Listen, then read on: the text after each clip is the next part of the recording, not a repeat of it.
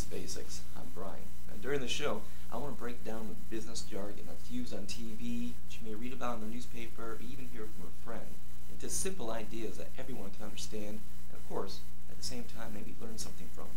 Now, not all of us, of course, are business majors, deal with the markets, or financial anything.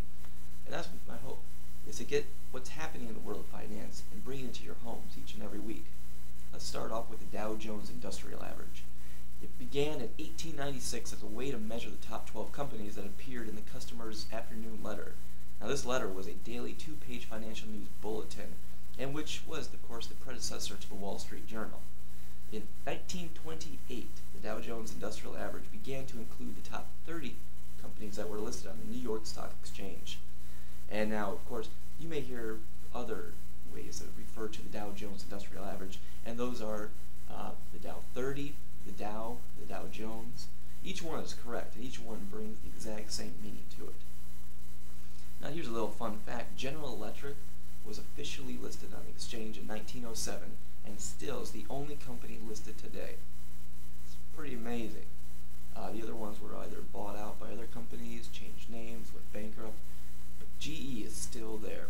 Now, the companies that are listed on the Dow are part of the New York Stock Exchange, and the New York Stock Exchange lists over 8,500 publicly traded companies.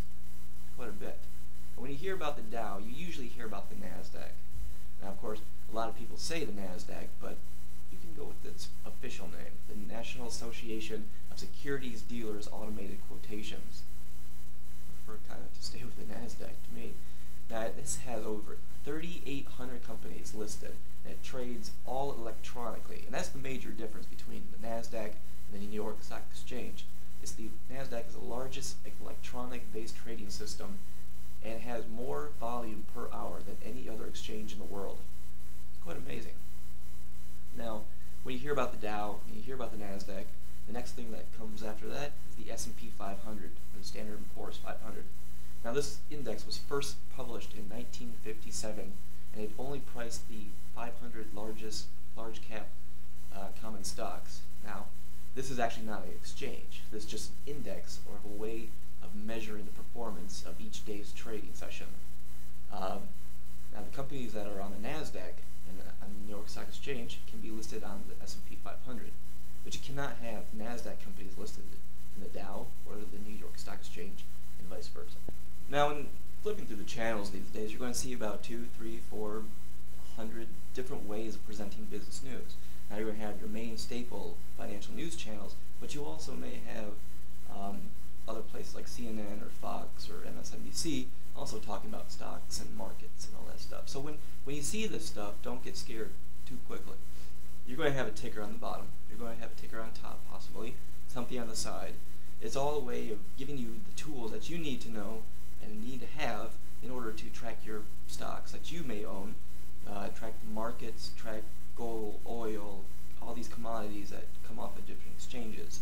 Now, we'll get to that in another show.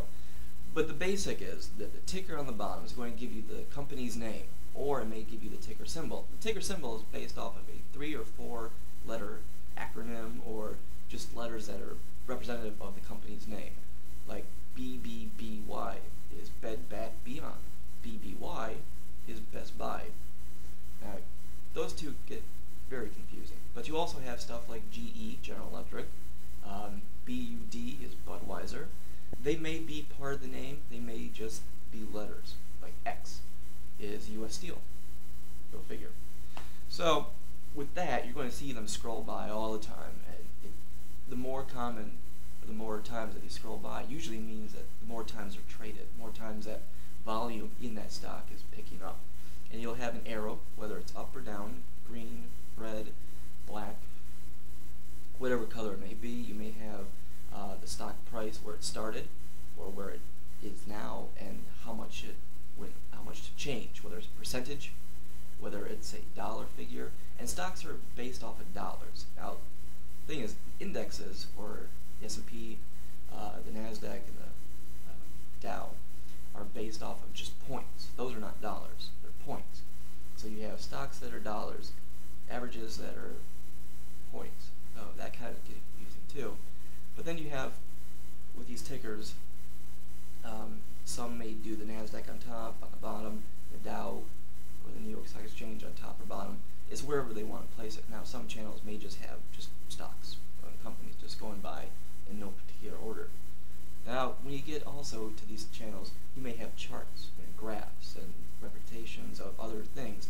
Now, these charts aren't here to scare you, not to show you things that you don't want to understand, but they're performance measures. They're ways to show the company either through the trading day, through the last week, how they've been trading through the last year, or they may show you certain aspects in time of where things have really been shaky. You may have recessions in there, and they may explain that, okay, from that recession, like the one we currently are in, or slowly trying to get out of, where the performance is. Is it still going up? Is it stagnant? Is it, even going lower? So these are the things that they're trying to show you, and you may not understand that right away when flipping through the channels pretty quickly, but they're there to help you. And some of these people on all the different channels are very good at explaining. Some people think they're explaining, but they talk way too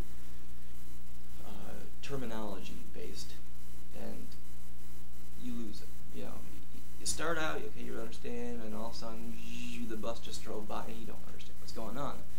And that's my hope, is to break it down. If there's something that you want to know, let me know, and I'll explain it for you, or try to find out a way to get an explanation that's clear and concise, and in a way that you can actually understand.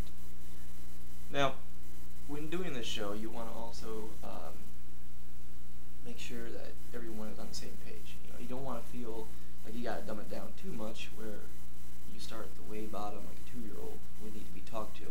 And I don't want to start too far that someone in college would understand, but no one else, or even someone in the business. So that's my hope, is to explain it in a way that everyone can understand.